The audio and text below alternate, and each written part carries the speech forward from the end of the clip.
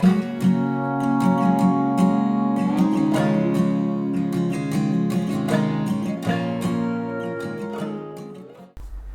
guys, welcome back to my channel. Today we are going to be making journal cards, and these are such a simple, easy thing to make, but I realised that quite a lot of people might not understand how simple they can be, so we're going to make one.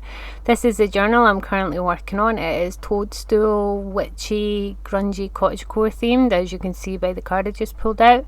But we're going to make some journaling cards. I'm going to stick with the theme of my journal because it's the one I'm working on, and I'm going to pull out some of these images. Now these are a collection of cards, print-offs and images from magazines, book pages, anything that I see like this, which was from a book, I think. I bought a couple of books on Amazon for ephemera, and I think it came out of one of them. So I've got all these little things that I don't want to be making journal cards with. I want something substantial in size so that you can write on the back of it. Shroomi's cute, but no, I think he's too cartoony for the journal I'm working on, so we'll move our Shroomi out of the way. There's a lot of Shroomi. I love Shroomi. If you want him, he's on my Etsy. I will put a link down below. Okay, we have some of these cut out images. I think these also came from a book of printouts for scrapbooking. So I think I'm going to use this one. It's really flimsy, thin paper, which is absolutely perfect for making a journal card, because I'm going to show you how we make it a little more substantial. Okay, so on the back of our journal card, as I'm showing you here, we want it to be writable. This is what I do to the back of my journal cards. I have a nice pretty front, and then on the rear I have just, writing paper or blank paper or somewhere to write your thoughts.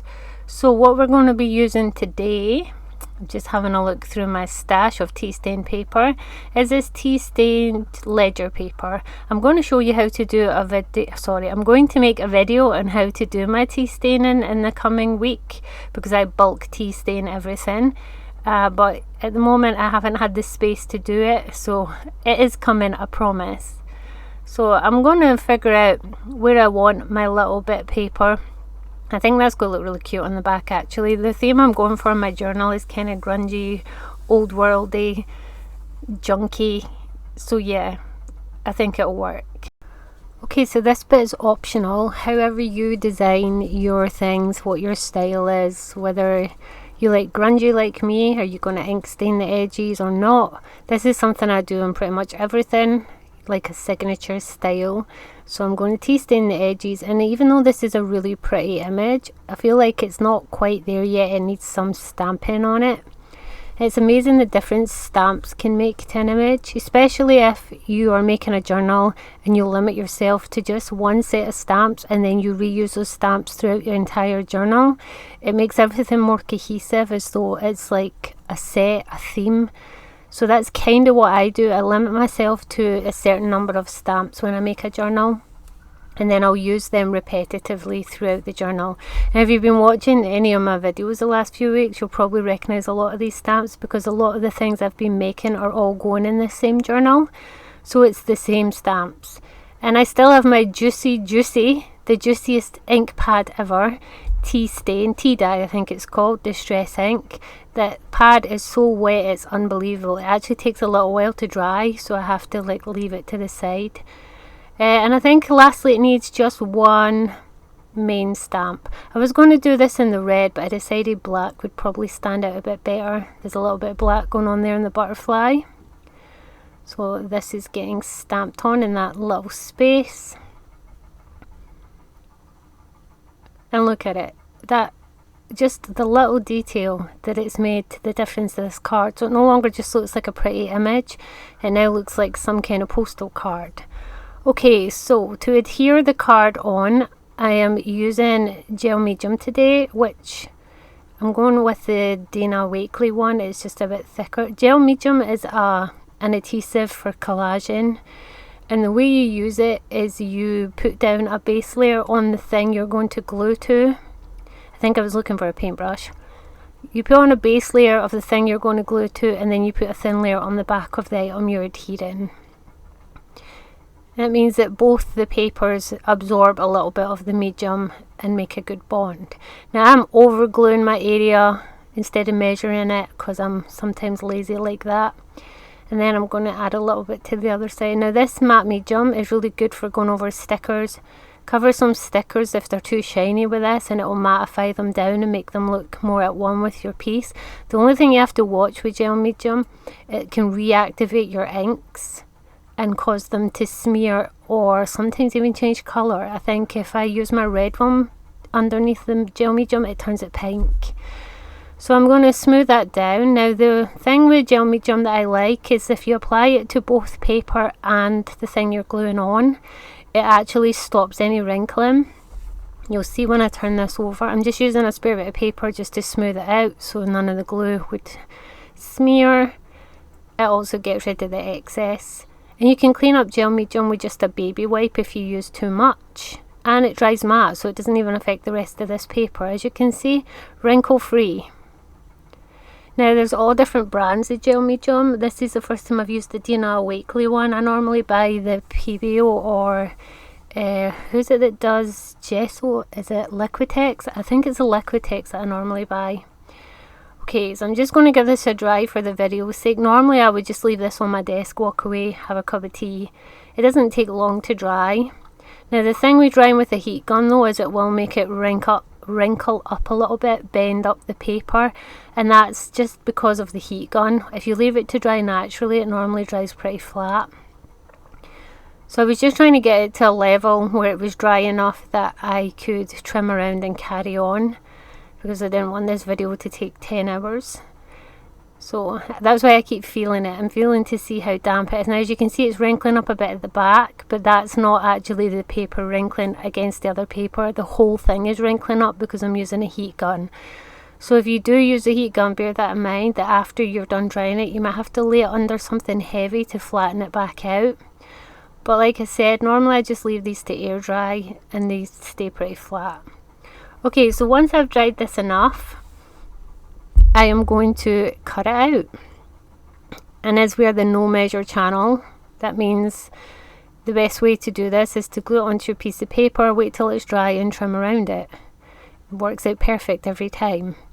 So I'm just getting away from the big sheet of paper because it's awkward, and I'm going to trim around it. Now as you can see, because I've been working on my dirty desk, it's picked up the ink from doing the smudging in the beginning, which I don't mind. That's why I don't clean my desk very often when I'm working on a project list. I like those little traces of ink getting on the back and the front as if it's grubby. If I wanted this to be a clean piece, I would have wiped that ink away before I did anything else. Okay, I'm just going to trim around it. Now trimming around it, sometimes you'll catch the edges of your image card and leave little exposed white slivers of the original printed card, or whatever it was, magazine. So after we've trimmed it, I'm going to go around the edges again with a different ink pad to just frame the piece. Now for it to show up, because it's quite a dark picture, I'm going to go with quite a dark ink. I'm going to go with this one. I think it is Walnut Stain. I can't read it because my editor is tiny, but you'll probably be able to see it on the actual video. It's Walnut Stain, I think. And it is like quite a dark brown. So I go around the edge and that just frames the whole piece and makes it look like it was always meant to be this size. Once I've done with that, we're going to move to the back. Okay, so the back, you could leave it like this. I sometimes do. I leave it as a giant open journaling space. But sometimes I like to add a little bit more to them. Don't mind me just bashing my camera around. Today is a non-professional. I'm never professional. Let's just say today is more clumsy day than normal. I'm going to use my stamping platform. This, if you're wanting any of the supplies that are on my videos, by the way, in the description box there is an Amazon link. It is a link to my own personal storefront where I save everything that I buy. So if you're looking for anything in my videos, go down there, scroll through. Even these stamp sets, I try and buy most things on Amazon nowadays, so it's easy for you guys to go find it and it's accessible. And I try and find the cheapest of what it is that I'm buying. And then there's the added bonus that if you use any of my links, I get a tiny commission. So you know, we're stealing money from Amazon while buying ourselves goodies. It's great. Okay, so this time I'm going to go with this stamp set that I thought looked pretty cool and was the perfect size. So this is going to be the back of my note card. And I'm going to stamp it with I lost my ink, even though I had just used it. And I was like, where is it? Where is it? I don't know where it is.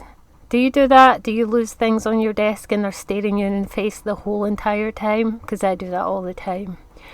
So I'm going to stamp this. I think I've used this one before actually on the back of note cards.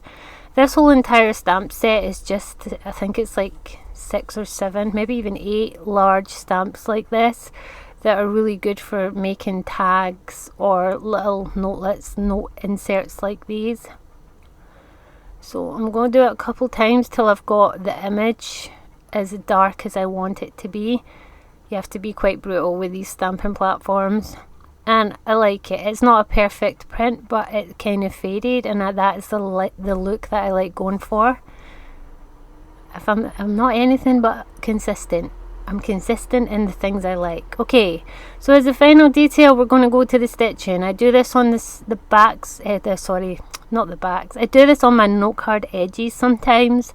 As you can see, 2 different types, but this one tends to lift a little bit, so the zigzag has become my new favourite. It kind of frames it as well as keeping it all secure. It makes it a little bit more special. So I'm going to do that and come back. Wow, that was super fast, like lightning McQueen. Okay, I'm just going to trim off these little edges here, and voila, we have ourselves a little note card. I know it's super basic and easy to do, but I've seen many people asking how to make these, and you know, it doesn't matter if it's basic and simple and may to us seem like something that we should be able to figure out. Sometimes people need a little help. So this will be going in my journal. This is the journal I'm working on. I have still so much to do with this. And it is going in this page right here. This is a cottagecore journal that I'm making, so it's a mashup between a grimoire and a nature journal. As you can see, I've got a note card in there already, and this is the perfect page for it. Lovely. I can't wait for this journal to be finished. I've not even started on the cover yet, but it's going to be great. I love it.